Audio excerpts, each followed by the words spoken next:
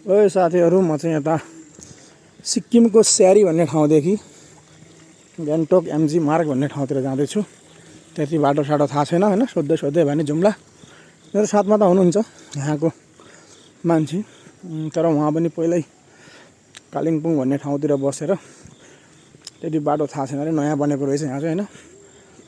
पारि चाहिँ गुम्बा छ, गुम्बा भन्ने चाहिँ यो चाहिँ लोबर स्यारी भन्छ होइन। लोबर स्यारीमा चाहिँ तपाईँहरू हेर्न सक्नुहुन्छ, यहाँ पुरा पानी पर्ला जस्तो मौसम भइरहेको छ माथि। अन्त यो गुम्बा रहेछ होइन। यहाँ आउनु पऱ्यो भने चाहिँ लोबर स्यारी गुम्बा भनेर भन्नुपर्ने रहेछ। हिजो राति यहाँनिर बस्यो, राति आएको थियो हामी। अनि अहिले पनि ढिलो निस्केको, बातचित गर्दा गफ गर्दा अब धेरैको भेटे 2-3 वर्ष बाद होइन। उनीहरू पनि फ्यामिलीमा परदेशी लाइफ अब यस्तो यो।